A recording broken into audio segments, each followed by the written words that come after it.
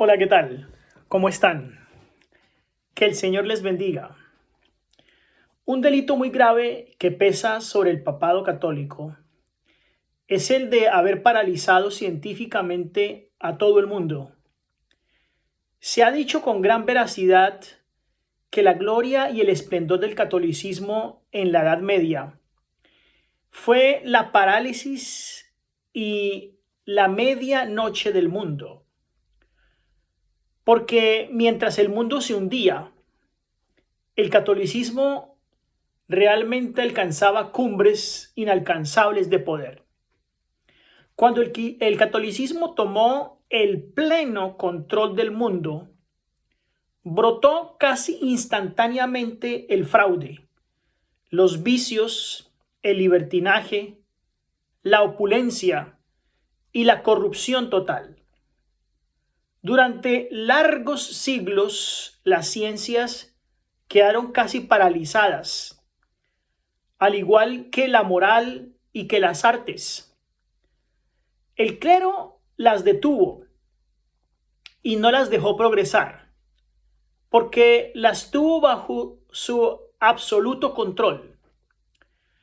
El papismo infestó gran parte de Europa con la orden llamada los frailes mendicantes, constituido por prominentes y capaces jóvenes que por una mala orientación y engaño del clero, tristemente sacrificaron sus talentos, sus capacidades, sus recursos y fueron convertidos en pordioseros, dando ejemplo sencillamente de ignorancia, dando ejemplo del desprecio al trabajo, al estudio y a la capacidad intelectual. Muchísimos padres mirando con horror que sus hijos fueron engañados por aquellos monjes para pertenecer a esa orden, impidieron entonces que sus hijos ingresaran a las universidades a manos del clero. Así, por lo tanto, aumentó la ignorancia y la inutilidad de la juventud de la época.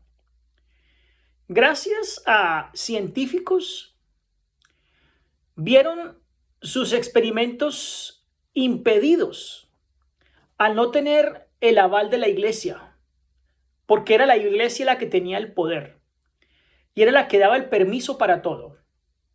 Así que algunos científicos que podían hacer cosas a escondidas vieron cómo sus experimentos fueron completamente impedidos a salir a la luz, porque la iglesia no los dejaba progresar.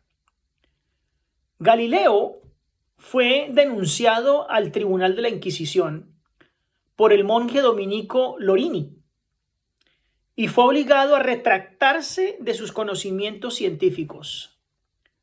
Los conocimientos científicos publicados por Nicolás Copérnico también fueron completamente bloqueados y censurados por la Iglesia. Giordano Bruno, que vivió para el 1548, el gran científico y filósofo, fue también declarado hereje y quemado vivo por la Iglesia Católica. Se pueden señalar entonces dos causas que generaron la parálisis científica del mundo durante la Edad Media.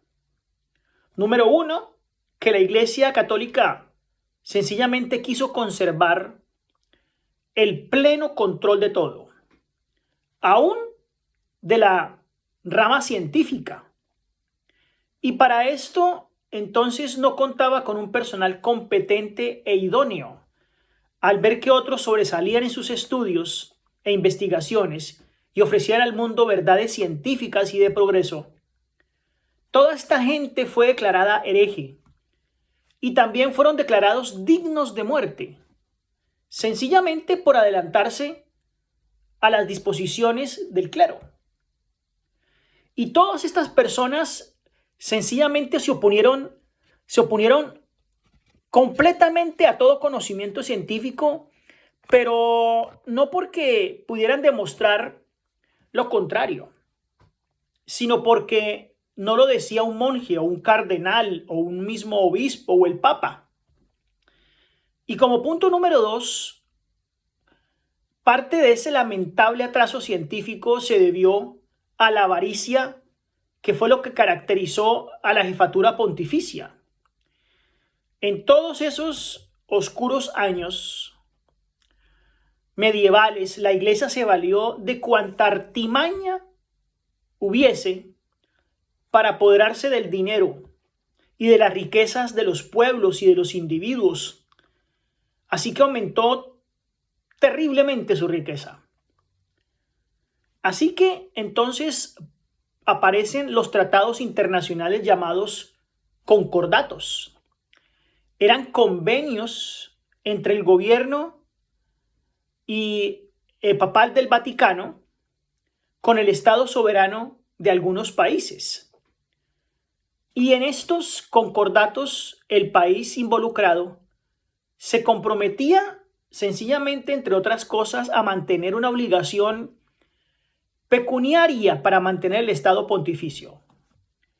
Y en la mayor parte de esas reservas económicas eran para la iglesia. Y resultaban muchos países exageradamente cargados, tanto así que sacrificaban un alto porcentaje del presupuesto operativo de las naciones, no quedando entonces recursos disponibles para la educación, para el progreso investigativo. Un primer concordato que nosotros podamos recordar en la historia tiene que ver con mantener la obligación de tener a la iglesia al tanto de cada uno de los operativos económicos de una nación.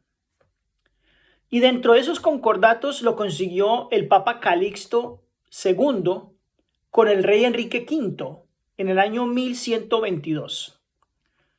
No solamente aquí los pueblos fueron saqueados miserablemente, sino que también lo fueron las familias, los individuos del común, la gente común del pueblo.